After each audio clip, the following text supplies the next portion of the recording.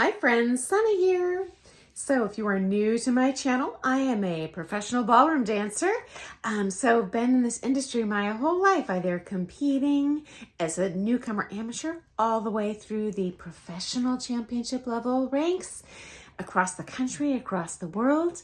I also previously owned the largest ballroom dance studio in the country for over 15 years. So I'm here to share with you what really goes on behind the scenes in the world of ballroom dance.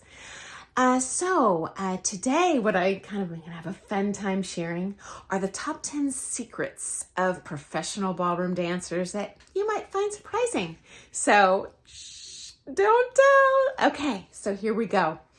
Number one, pros do often struggle with their weight. I've had a professional partner who really struggled with his weight. We do have to watch what we eat. Okay, now are we slim because we dance? Partially, absolutely, because when you're dancing, you can't be eating. But that's usually not all there is to it. I do not know a single professional dancer who does not follow some sort of dietary, I'll call it restriction. I'm not talking about anorexia, but certainly many of them cut out sugars and that sort of thing.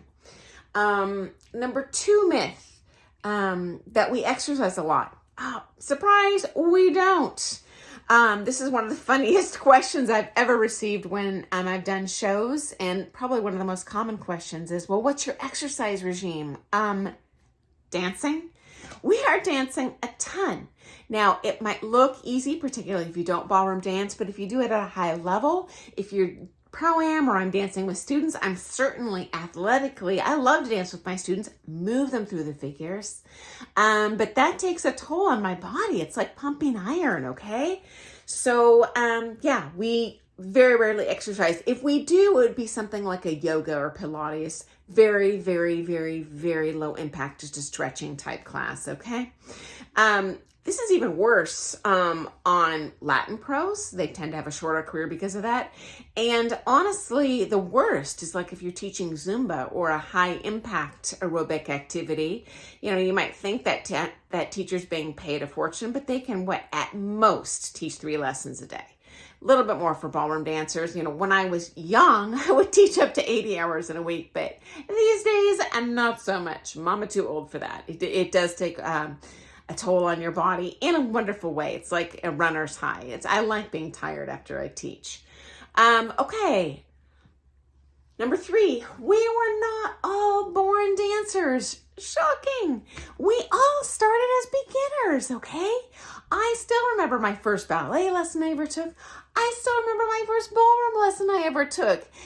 Really joyful experience. So we do empathize, okay? We do not expect anyone to come in knowing everything. I'm thrilled that people are coming to me and wanting to learn and participate in such a joyful, healthy activity, okay? Next up, number 4, we do have favorite students.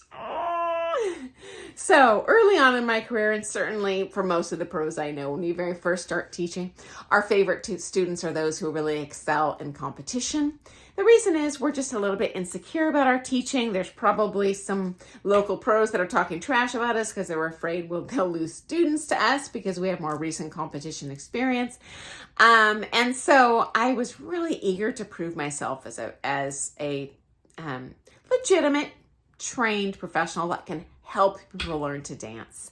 And at that time, I would show up, I'd fly myself out of my own pocket to nationals to be there to support a cadre of students, you know, and I was so excited when they all be in that final and they'd wear their studio jacket with my name on it, and I just felt so proud. But honestly, from almost all the pros I know, once they become a more experienced teacher and they become a little more confident in their teaching, like, okay, I've established myself, people know I'm a decent teacher.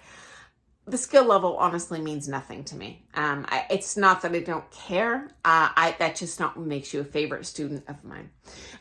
What do I care about? Someone I enjoy teaching.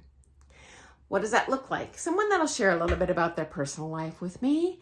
Someone that doesn't argue with me when I'm teaching, that just does their best to implement what I am teaching them. Someone that gives me honest feedback when there's something I'm teaching that they don't like or that isn't working for them. okay? When I'm teaching couples, I absolutely value couples that are not verbally abusive to each other. It stresses me out. I'm a human being.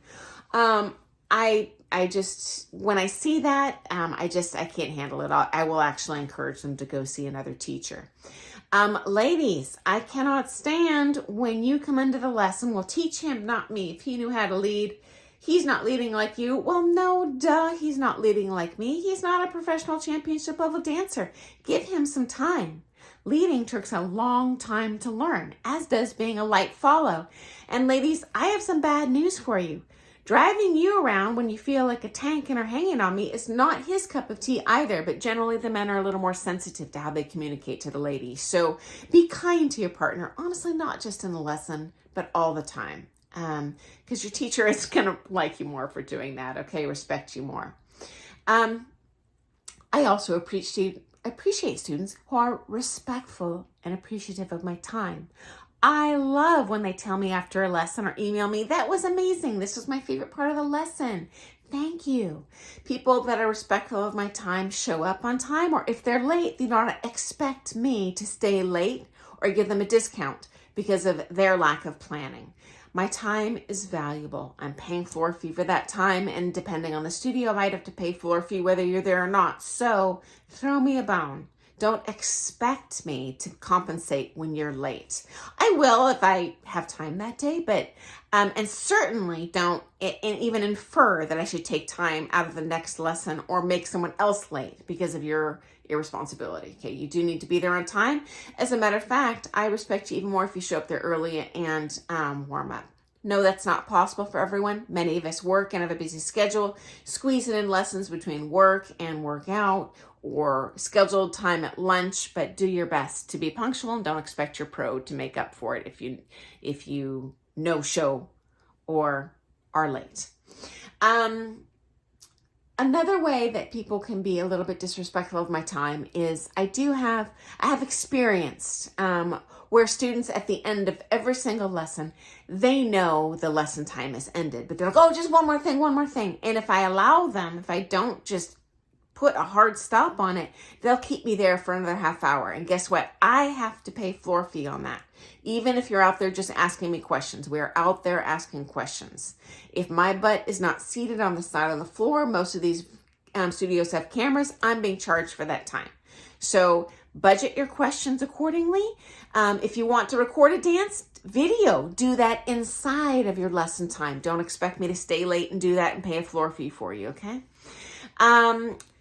Next secret. We do not remember all of our students' names. Okay, now certainly if someone's taking regular privates from me, absolutely I'll remember your name. But I have a little personal story for you. I had some students who met someone who had previously done ballroom dancing, and they're like, oh my gosh, we take from Sunny Page. And that person was like, oh, she's mean. And they were like, oh, that's weird. That's not been our experience with her ever. Never heard that from anyone else. Why do you say that? And they said, well, I took this mambo group class with her. And I ran into her, a month later, I don't know where, a restaurant, the mall, who knows? And she didn't even say hi.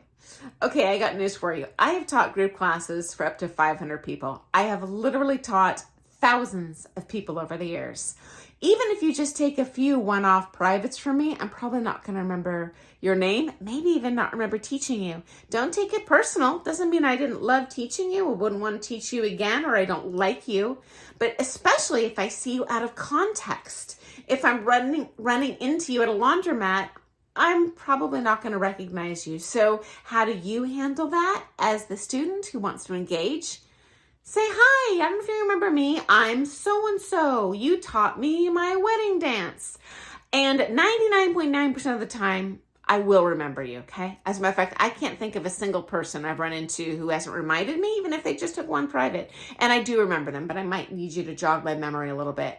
Okay, guys, I don't know how this happens. I'm already hitting that 10-minute mark. So I'm going to have to do a part 2 on this one. So tune in tomorrow. I've got 5 more of those top secrets that you might not know about from pro ballroom dancers. If you thought that was interesting, if you like Please subscribe to the channel and please press that thumbs up button. I'm not monetized.